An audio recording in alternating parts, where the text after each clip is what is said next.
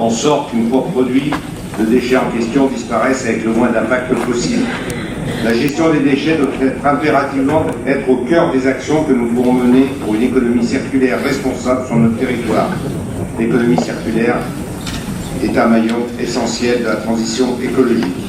Des objectifs clairs ont été donnés pour 2025 dans la délibération en question. Collecter 10 500 tonnes, soit 6 kg par habitant de plus par an d'emballage de papier dans le bac de collecte sélective. Passer de 35% de refus de tri à 24%. Augmenter de 3 000 € la collecte du verre, soit 1 kg de plus par habitant et par an.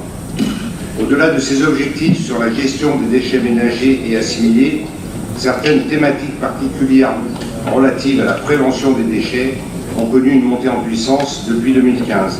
Il s'agit notamment de la lutte contre le gaspillage alimentaire, la limitation des biodéchets ou encore la seconde vie des déchets au travers de la réparation. On peut donc agir à chacune de ces phases du problème, on peut éviter de produire un déchet, on peut limiter son impact et enfin on peut le transformer et créer de la valeur, et j'y reviendrai. J'attire votre attention sur la phase entre la production et la transformation du déchet. Les citoyens de la métropole ont la possibilité d'agir en limitant l'impact des biodéchets qu'ils ont produits. Cela représente 70 kg par habitant et par an de 2016 à 2018. La métropole intervient déjà sur ce sujet dans le cadre du projet de programme local de prévention des déchets ménagers assimilés 2019-2024, le PLPDMA, très poétique, avec notamment la création de la commission consultative d'élaboration et de suivi présidée par Mme Evelyne Gault, déjà citée, et des groupes de travail au sein de cette CCES. L'un d'eux concerne l'évitement des biodéchets et l'une des thématiques des réflexions poursuivies dans ce cadre est éviter les biodéchets en restauration collective. En termes d'encouragement des comportements, nous devons de donner l'exemple.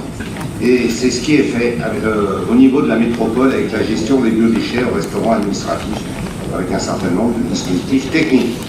Nous pouvons alors nous tourner vers les populations et la motiver en ce sens. Il s'agit ici de l'axe 5 du PLPDMA en déclinaison de l'axe 6 du plan national de prévention des déchets. Tout est parfaitement lié.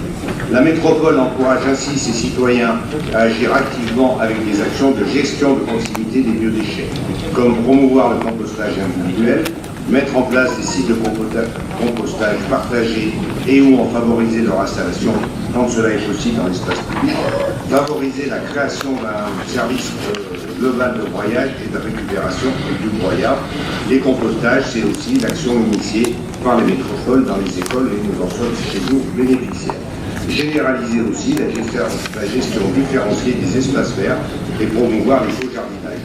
Parce qu'il est nécessaire de responsabiliser le citoyen à la source de la production de biodéchets, la métropole de Lyon a lancé des appels à manifestation d'intérêt des amis en faveur de l'économie circulaire. La première édition de cet ami a été un succès avec de très nombreux dossiers de qualité. Le travail initié par Evelyne Gault en collaboration avec Pousière Bouzarda et Thierry Philippe dès cette phase pour ouvrir des perspectives sur des filières circulaires en lien avec nos politiques métropolitaines illustrait bien l'hybridation des compétences. En effet, plusieurs structures ont été mobilisées sur le programme Zéro déchet dans le cadre de l'insertion par l'activité économique.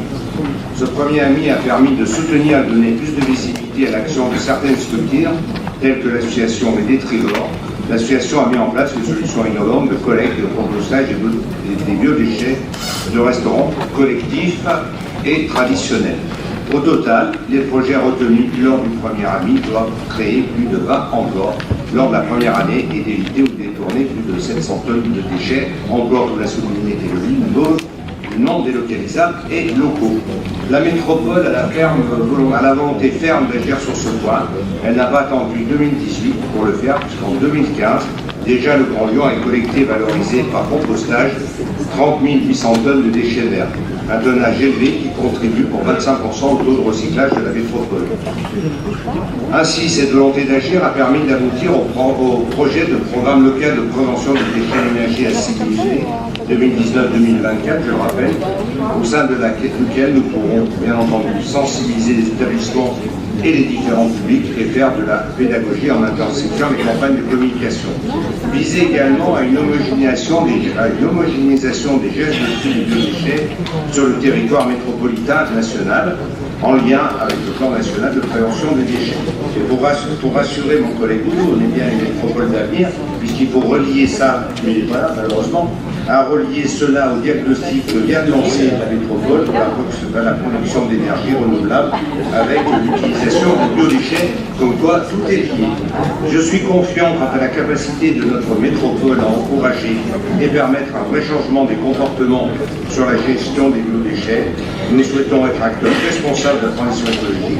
Cela ne sera possible que si nous renforçons nos actions en faveur de l'économie circulaire en collaboration avec les innovations développées par nos citoyens et bien sûr nos entreprises. Je vous remercie de votre attention.